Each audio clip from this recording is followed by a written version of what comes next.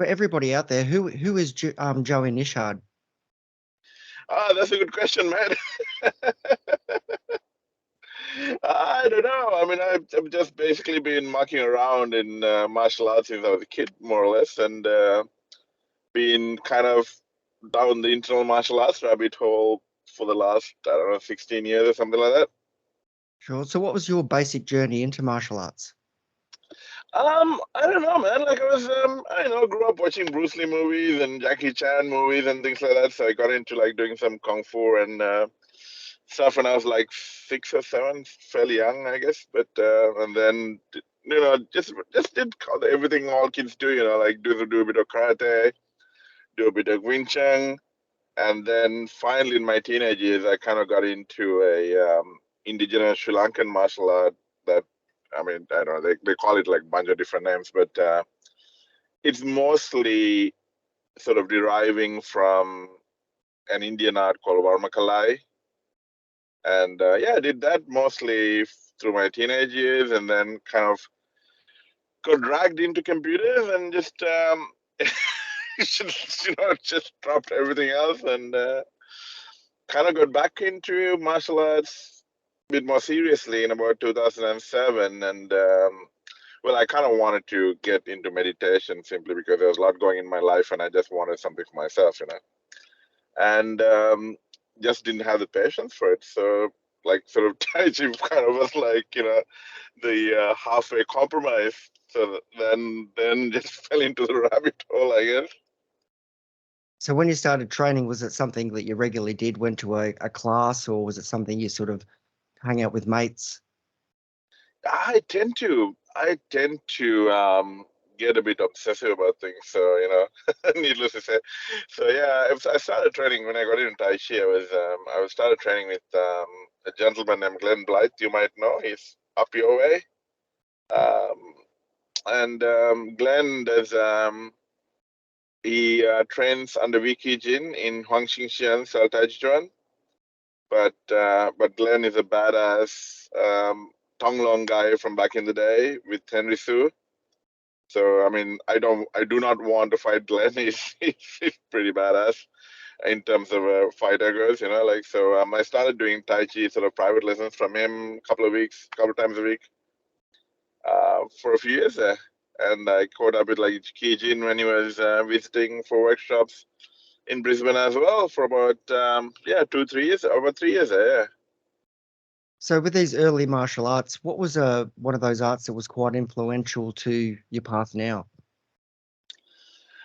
Um, I guess, kind of Tai Chi or Tai Chuan is in a way kind of close, very close to what I train these days or what I do these days.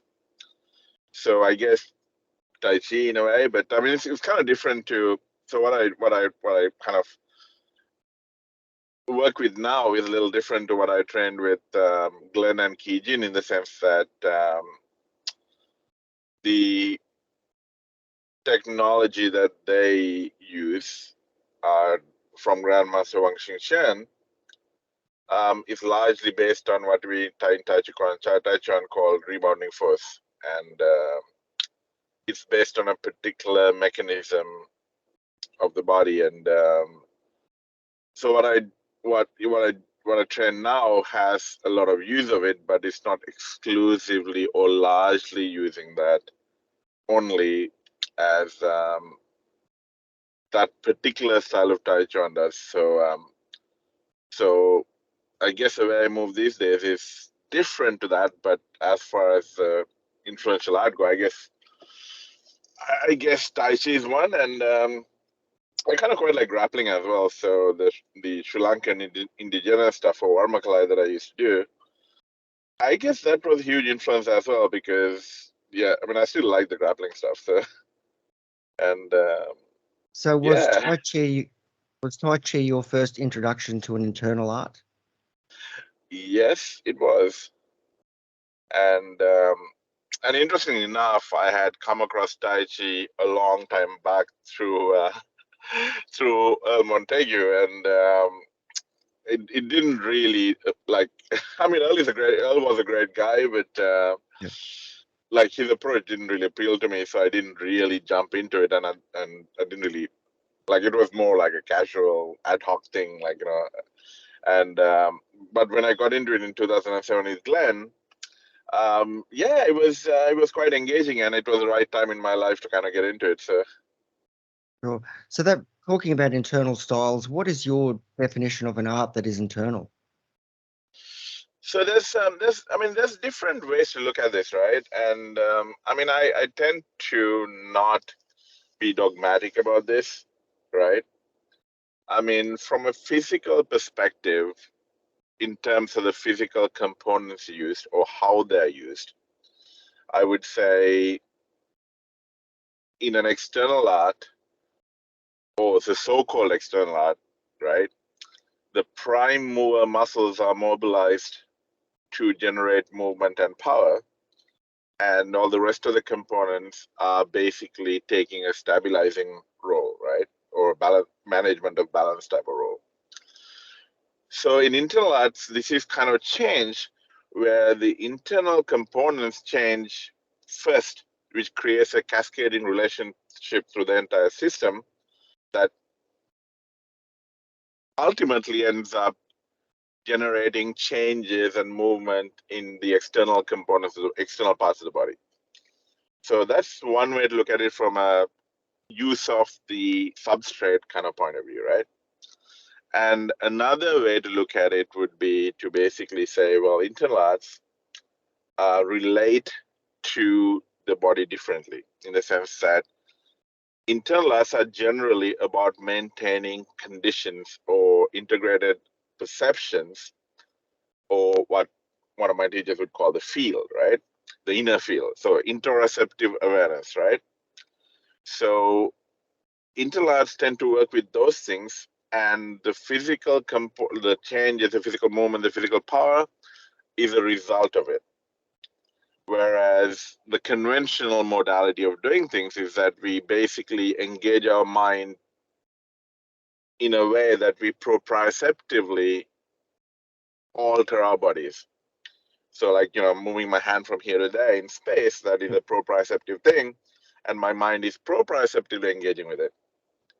Whereas interoceptively, I would be like, okay, I have a certain feel in my hand, and I want to maintain that feel, but I want to experience my hand being further out in space than here. And that is how I mobilize it in the internal arts, or some of the internal arts, or many of the internal arts, not all really. Um, so that's another way to look at it. And a more traditional way to look at it, which most people can't deal with, is basically to say that you work with chi, or you engage with chi to make all the things happen, right? Or you release so that you can connect or perceive chi to make whatever you want to make happen. So that's a more traditional perspective, and that's a more purist perspective, which is closer to the view of the ancestors, or a lot of the ancestors who devised these internal arts or developed these internal arts come from. So, you can look at it in different ways, but at the end of the day, it's a different modality of movement and power that is not the same as how we conventionally learn to do things. Sure. So no matter what one of these we agree with, we could say that all of these result in coming from more of an internal or inside the body aspect rather than focus on the external or the physical aspects of the body. Yeah, so the best way to think about it is that instead of perceiving our bodies as if we were looking at it from the outside, as if we were looking at the form of our bodies from the outside. Yeah, I'm throwing my arm. I'm changing the angle of my arm. Like, rather than relating to the body in that way, internal arts, I would say, are more about, like you said, relating to the inner workings of the body, the inner feelings, the inward awareness. Yes. Okay. Now, So, with this, so, sorry, sorry. The point I was trying to make was that, like, if we are looking at from that perspective about how we are working with the inward perceptions of the body and the inward mechanisms of the body rather than externally where what our bodies are doing, sure, then Systema definitely, or at least Systema as approached by people like Alex Kostick, for example, definitely falls into the category of internal arts. sure. So I like to describe the internal arts with also external arts. We could say that we're working in meters and centimeters, and then when we start working with internal arts, we start working in millimeters and micro movements within the body to um, increase our power, but without using more muscular power, more of the internal structure of the body, the internal breathing of the body, the yeah, if you sort of understand what I mean. Yeah, absolutely. So that's my experience as well. So the thing is that I mean, a lot of these things are completely misrepresented by, unfortunately, people who don't really understand what the hell is going on, right? I mean, part of it is that people Yep. want to feel special, but the other part of it is also that, they like to feel knowledgeable, right?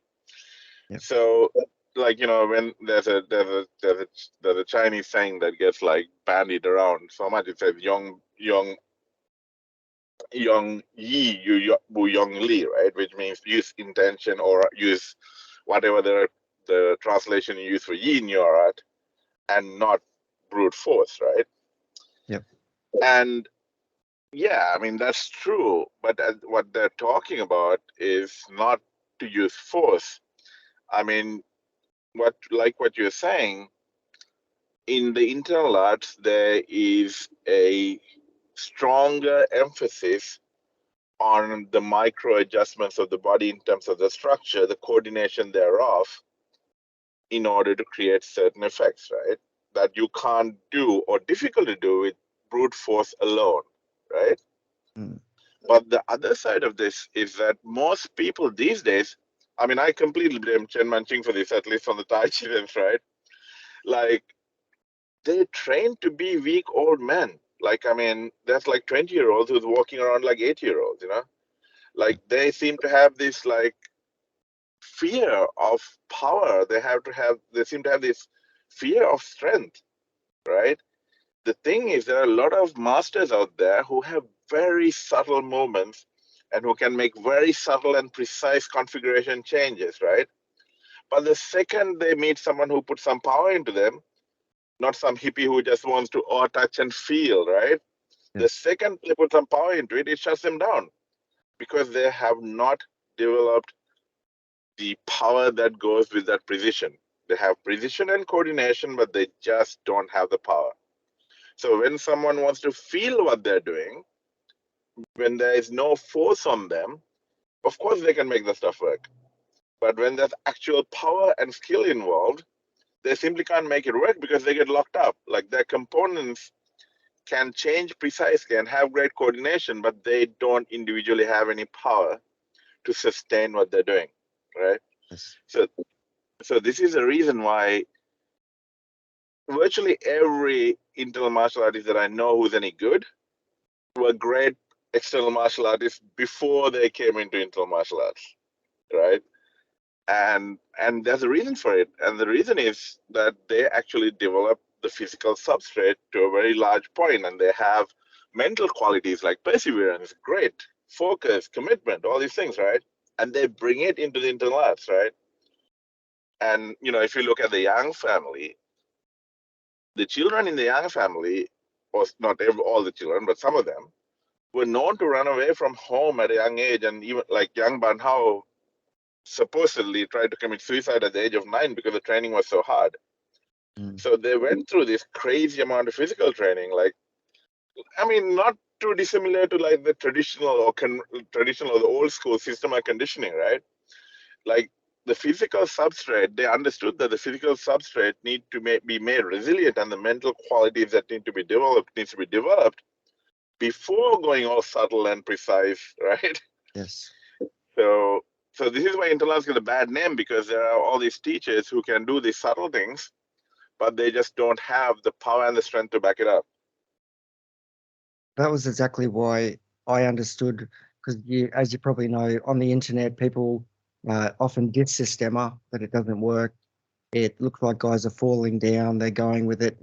But for me, practicing kickboxing and Muay Thai and having a competitive background and actually being in the ring and getting punched in the face, and then actually going and using an art like Systema, you actually understand that it does work, but you actually need to understand that you need to get hit first. You need to find out what those physical elements are, like you said, to have a strong body and a strong mind and perseverance. And then you can go to the more subtle levels where you can Mhm. almost make those movements smaller until the point where it appears that the person's not doing a lot, but creating a big effect. Absolutely. So one of my teachers always used to say that, for someone who has the right qualities, meaning that he was meaning people with kung fu, right?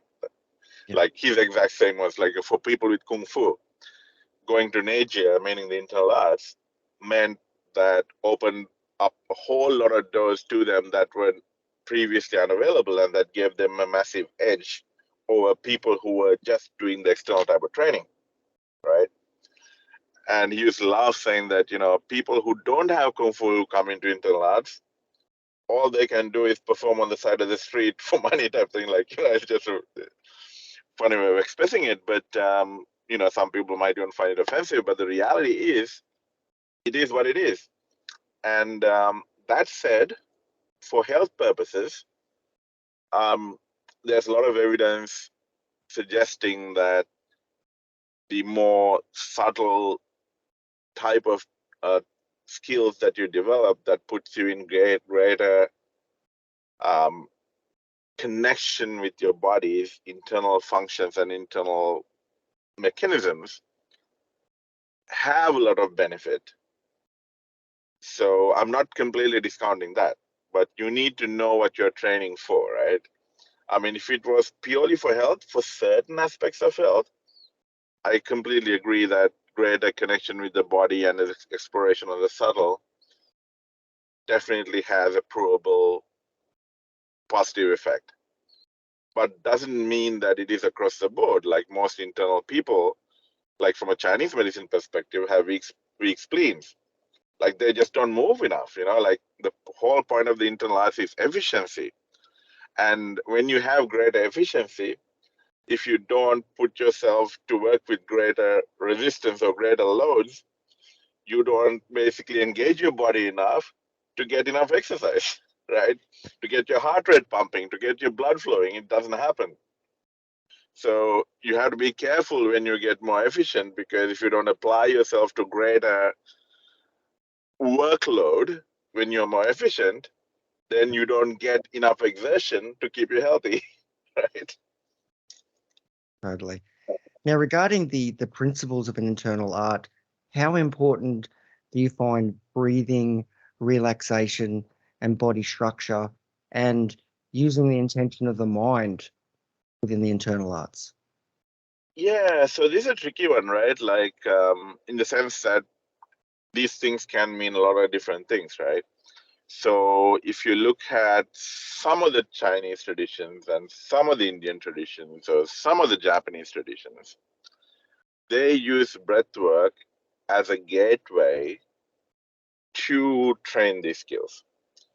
And the reason for that, I believe, is that, the breathing is important, right? Your body tends to want to breathe. So, like, breathing is one of those things that the body will try to do in any which way possible. So, there is so many configurations that you can breathe through, and the body unconsciously gets coordinated to facilitate this breathing process. So, this is a very powerful vehicle when you want to use it for specific things. So, in some traditions, yes, breath work is actively used to achieve a lot of training objectives because of that mind body coordination and the vastly different configurations that you can actually breathe in, right? And so, in terms of internal training, I think breathing is a very valuable tool. But there are some traditions where they would say, like, don't worry about breathing. The body will breathe, right? Maintain the right mental and physical conditions and don't worry about the breath, right? Now, from a practical point of view, if you're talking, I'm not a fighter. I'm not talking about fighting. I'm just saying that even if you're doing hard physical work or performing in a physical environment which is constantly changing, you can't rely on doing specific things with breath for specific things to take place, right? It's simply not practical. So once you connect or engage with the underlying mechanisms or the effects you're trying to achieve through breath work, you kind of need to let that go and let, Yeah. like, not have to rely on breath to trigger these things, right? Because it's impossible to breathe a certain way under all certain conditions when you want to achieve things, So we want to especially in a train the fast. breath work. So we want to train the breath work that it once becomes just natural, that we've learned how to do it, and then we want in the situation for it to just become what we've trained it to do. Exactly, it'll do what it does as the situation dictates. You don't want to have to worry about, oh, I need to breathe this way to make this happen. Mm. And what about relaxation? So relaxation again is another tough one, right? Like, in the sense that, I was having this I was just having this conversation with Master John Woo in Taiwan just recently, because we were talking about, like, how you people to relax and they collapse, like they go all, They like, go, they go floppy. they go floppy, and like, if they go, like, they go floppy just barely enough to not fall on the ground, like, right? So we were talking about it, and one of the interesting things was that, when you, like we were talking about before, when you have strength, when you know how to apply power, right, within that you can find more relaxation. We are not talking about going floppy, right? We are talking about as relaxing or releasing tension as much as humanly possible within that strength and power, right? Yeah. But if you try to release or relax or tension in such a way that there is no strength or there's no power, you end up like a sack of potatoes on the ground, right? So where do you draw the line? Do you draw the line where you're so collapsed that your blood flow is compromised? Are you drawing the line where you're so relaxed that you're getting fluid retention in your legs, right? I mean, it just doesn't make any sense. And the other thing that Master John pointed out was that he was saying that if this whole just relaxed thing works, these people should have a lot more skill than they do, right? They don't. So the point is that, yes, there is a certain level of tonus that you want in your system, and in your mind you need a certain level of flexibility in your mind, right? But that doesn't mean it's relaxed in a conventional sense. It means to have as much of the physical properties or physical potential available to you, or the mental capacity available to you as possible at all times, while maintaining power and strength. So Not it's to more not have so it. so it's more so being able to control tension, control the amount of relaxation for the situation. Absolutely. I mean, it's about not being locked into one particular configuration and having the ability to modulate that to adapt to the situation. So you can do it to varying degrees. Like, so it's like, with some arts like Liu He Bafa or Taiji, they try to maintain a certain muscle fiber engagement for some of the tissues in the body, so that you maximize the elastic qualities of the muscle. So the muscle doesn't get too tense, too stiff under low frequencies, and also the muscle doesn't get so flaccid, right? It's still generating. It has the elastic tension.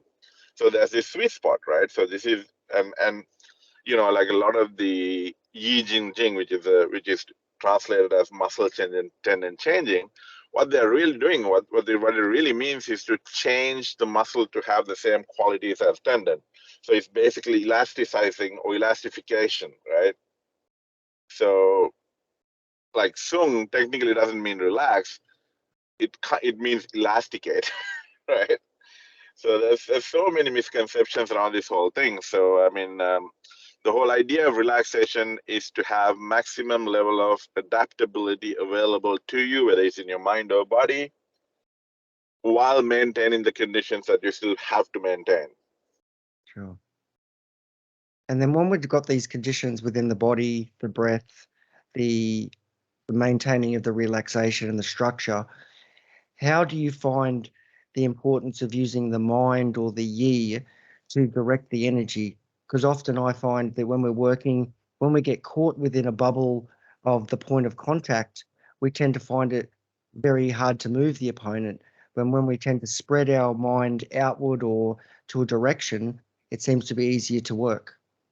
Yeah, so there are many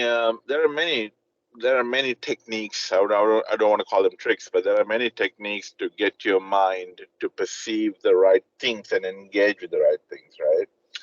So, like one, so for example, a join is an important one, right? The whole point of the join means that you don't have the perception that you are fighting against something else, because because when you do that, you're always behind, in the sense that you have to interpret in your mind what the other entity is doing, and then create a response to it, right? This is a Even if it is unconscious, it is a slower process than to perceive the internal conditions within the other person through the feedback you're getting from them, and then adapt to it in a more real-time basis, right? So a concrete example of it would be, rather than, if we were like, say, if we're in a wrestling situation, right? Say that we are engaged, rather than me perceiving you as another human being trying to apply force onto me and trying to predict what you're trying to do and all these things, what I can do is that I can create the right conditions in my body and relate to your body in a certain way that there is this equilibrium that is being shifted towards what I want to achieve, right? So in this case, a yi might be that I want to experience you being off balance off your feet, right? That might be my yi, right? Yep. Now, what I want to do here to have the maximum efficiency is that all internal movements inside me must cause some change in you that ultimately takes me towards that desire that I have, or the wish I have, the preference I have. Preference is the right word, actually. So when I change internally, if it is not having an effect on you, right, or the entire system that is you and me, right, then it is wasted energy, wasted movement, wasted space, right? So from a perceptual point of view, whatever that changes within me, I want to feel it's changing something inside you. So in a wrestling example, if you're both on our feet, I want to feel your feet change with every little thing that I do. So that we call that a tightly coupled, joined configuration, right? So it's not me fighting against you. We are part of this one system where when changes are made within myself, changes are experienced in you that will ultimately direct the situation towards my preference. I hope that makes sense. Thank you. Thank you. And I'm wondering, how was this the journey of internal martial arts impacted your personal growth, and maybe what rewards have you got out of this whole journey? Um, I mean, I don't know, man. I feel a lot. Well, I mean, this is subjective, obviously, right? What I'm feeling may or may not be the case, for an external observer. But I feel that I'm more in touch with myself more than anything else, and I feel like, in terms of physical abilities, my physical abilities feel like I'm way better than I was in my 20s. for example. Yeah. And I, in terms of physical performance, definitely in a objective sense, there is no doubt that I'm actually more capable than in my trainees, even though I'm like, maybe 40 kilograms heavier, which is not helpful. but definitely from physical performance perspective, I'm in a much better place. And from a mental perspective, I'm also in a better place, simply because, I just don't give a shit anymore. Like, in the sense that, not in a bad way, but you know what I mean? Like, I'm not really concerned about a lot of bullshit that I may have been concerned about when I was younger or before internal martial arts, right? So, and especially after training with Mark and things like that, you probably have a similar experience, that my range of perception is much richer. Like, life is a lot more interesting in that way, because you tend to recognize more subtle things. And I'm not saying that how I perceive these things are accurate or real, but what I'm saying is that I tend to see more detail in how I experience life. And it's interesting because it always changes, right? I mean, that's the beauty of the practice. The beauty of the practice is that whatever you know or you think you know today is going to be an outright lie or a gross oversimplification or some inaccurate detail tomorrow. So you always get to look forward to tomorrow, right? So, which is really interesting in the sense that, like, you don't have that thing where you're locked in this kind of perceptual reality that you can't get out of. There's a lot of freedom in not knowing, actually.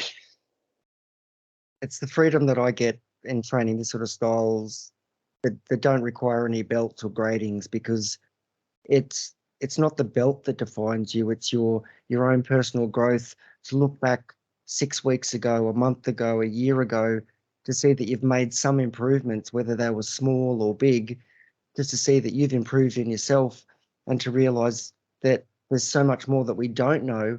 And if you keep that mind open and limitless, you really will get better. And you won't just say, hey, I've got to a level and here I am. That's absolutely right. And one of the problems that you see with people online, you can see that a lot, is that when you look at people who generally tend to train more in a conventional way, in a way they build their own prisons, because they have this belief that this is how these things work, and it's always about churning and churning and churning within this limited framework. Whereas in internal arts, it's always a process of exploration, right? You start from a point that I don't know, and it's okay.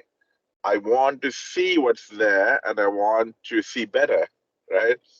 So that constant process, I think, is really exciting. And I think that's where the addictive nature comes in, actually, because if that wasn't there, I don't think I'll be that much into internal arts, to be honest.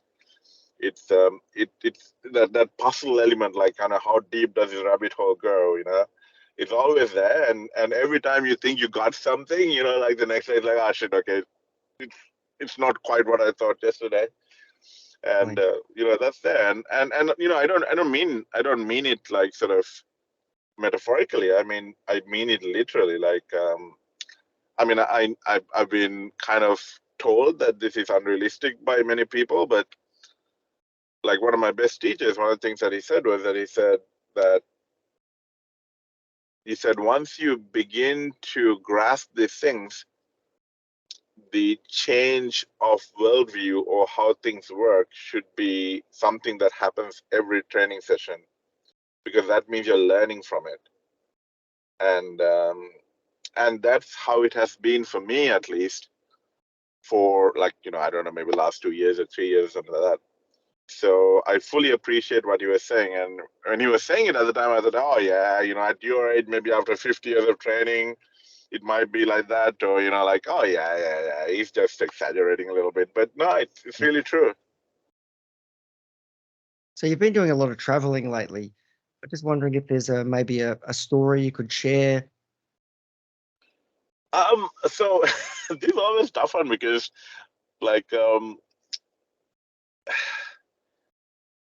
I don't know which one. Like I mean, a lot of interesting things happen. So it's hard to kind of pinpoint at one story and kind of say that this Was there was. anything that particularly opened your mind, or maybe something that you learnt new that you didn't know before? I mean, it happens all the time, right? Like, I mean, I tend to learn something from everybody really these days. But no, I mean, from a martial arts perspective, I think that spending some time with Kevin Seekers was really, really, really interesting because, like, the thing is, whether it's sports fighters or martial artists, right? Or even people who've actually seen real combat and things like that, right? Like we all have this sort of like a biased view of what violence really is, right? And Kevin, for lack of a better saying, has chosen violence as a lifestyle and is pretty fucking good at it, right? Very. So talking to Kevin about um, how he sees self-defense and violence has been really, really, really interesting, and especially along the lines of, like, we were talking about his book about like he was talking about like dealing with school violence, right, or mitigating school violence, like the process that he went through, talking to special force operators and talking to law enforcement and all these people about what information can we get out of their experience, which is the best bang for the buck for someone in a school situation, right? So there's a lot of insights there that's very, very, very interesting. Like I think that people tend to romanticize um, and dramatize the idea of what violent encounters are and what self-defense is to a large degree. And it was really interesting talking to Kevin, who comes from a very, very reality-based background, whether it's like working the doors or you know like in a military context or in a VIP protection, bodyguarding context, or whatever that may be, right? So there's a lot of experience there, and a lot of experience that he has gained by working with people who have all these experiences, right? So his perspective and his view on the relationship between martial arts and self-defense, um, and sport fighting for that matter, was I think it was really, really, really impactful in terms of the different aspects and the details of the aspects and so on and so forth. Thank you for sharing that. It's a pleasure, and one of the things that is that one of the things that I think people don't also realize when it comes to self-defense perspective is that people seem to severely underestimate how much punishment that people can take without ending up in a position where you would consider that any threat caused by them is neutralized. Like especially people under the influence of certain drugs or people who Yes. are just tough, like it's really in a self-defense environment, it's not so easy to neutralize a threat as most people think. Definitely. When there's this severe intention against you, that changes That's it. everything. That's it. And also, like people think that oh yeah, I mean I can take a random thug, right? But the thing with the random thug is that this guy does random thugging like 24/7, while you probably have to deal with this kind of situation once in your lifetime. You know what I mean? Like thugs are good at thugging. You know what I mean? So you have to take these things into account, like in the sense that a lot of the people who are violent towards others and are predators, they actually have experience, and they also know how to pick weaker targets or pick people in disadvantaged situations where the odds are in their favor. Yes. So basically they're better at what they do. So you can't quite trivialize something like that. It's like in a sports fight, yeah, you might be evenly matched or close to evenly matched because there's a vested interest in making that sport fight interesting, so that people tend to match fighters or match players who are closely matched. But in a real life environment, it's very, very different. Definitely. Now, have you been able to use any of these your martial arts techniques just in sports, in life, in wellness? So like I was saying, in terms of mobility and in terms of physical strength and stamina and things like that, interlast training has helped me a lot. Um, I do a lot of resistance training and things like that, and I do it using the Intel method. So, I tend, one of the things I do to keep it real is that I basically test myself doing something the conventional way and then using the internal method to make sure that with the internal method I have gained a significant advantage. So when you look at those lines, I have a lot more functional strength when using internal method rather than even now when I was doing things conventionally. And there's a lot of things like that. And I was around 2018 or something like that, 2018, 2019. I went through some significant neurological turmoil, and my spine started deteriorating um, in the lumbar and sacrum regions, and they basically, well, two or three um, Western specialists, they basically suggested that I have the spine fused, Yeah. so that I'm not going to damage my spinal cord, and that I will basically have to be less uh, ambitious about whatever the sports activities I'll be doing in the future, right? So, and and I managed to basically change that situation around purely through the internal training once I got around to actually doing it. So that is one. That's significant, right? Without the internal training, I will be at the mercy of whatever method that the medical practitioner would have come up with, and that would have given me a lot less options in life from that point onwards. And I had a motorcycle accident in 2012 or 2013, 2012, I think it was. And to this day, I don't really have a sense of balance that I used to have prior to that accident. So recovering from that accident, the only way I knew how I could stay without falling was to try to maintain the inner conditions that I had trained through the internal training. So I didn't have a sense of balance, but I knew that if these conditions were there, I'm not going to fall, right? And it's become very automatic now, and it was a lot of work to get to the point where I don't have to constantly tax my mind about it. But yeah, so I had to relearn how to maintain my balance using what I had learned in the internal arts in terms of the conditions I'm trying to maintain, because I didn't have a sense of balance after the traumatic head injury. So yeah, I've basically it's I've it's basically pulled me out of a few out of a pickle. Right. Now, you've got a website, bewhole.yoga. Oh yeah, I'm just messing around with it. It's not really. I don't even know what's on there at the moment. Actually, I'm just messing around with it. It's just So I just wanted. Yep. do you personally offer any coaching online? Honestly, mate, I'm not really a teacher. I don't really have the commitment because when you're teaching someone, right, you're making a 20-year commitment to work with them and get them to the level that you feel that they can progress on their own, right? Maybe 20 is an exaggeration, maybe 5. Whatever it may be, it's a very substantial and significant relationship for me personally.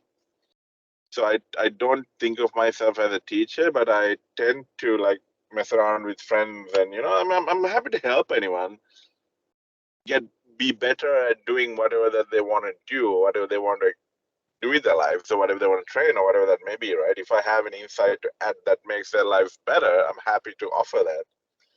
But doing that in a structured long-term relationship manner is not for me. I mean, there are enough people who have the ability to do that doing it, so I don't feel like I just need to be another person doing that, right? But I tend to work with my friends, and I tend to work with people and just help them out to resolve certain issues they might have or achieve certain outcomes on an ad hoc basis, really. So what's your goal with your YouTube channel? Just to share, that's about it, really. I mean, so basically, something that I really believe in. One of my, like, two of my teachers said this to me. Like, one was that, Master Sam Shin of Ilichan, Zongxing Dao Ilichan. So what he said to me, I think it was like 2010, like he was, or maybe 2011 or 2012, something like that. He was basically explaining to me how sharing things that you know, or things that you have some ability or embodiment with others, is a very special thing to do, not in terms of just your growth, but also making the world a better place, right? Yes. So that kind of stuck with me. And also, my best Taiji teacher, who's unfortunately passed away now, one of the last things that he said to me was that unburden yourself of your knowledge. Because the point he was making was that the desire to accumulate or hold knowledge is a burden.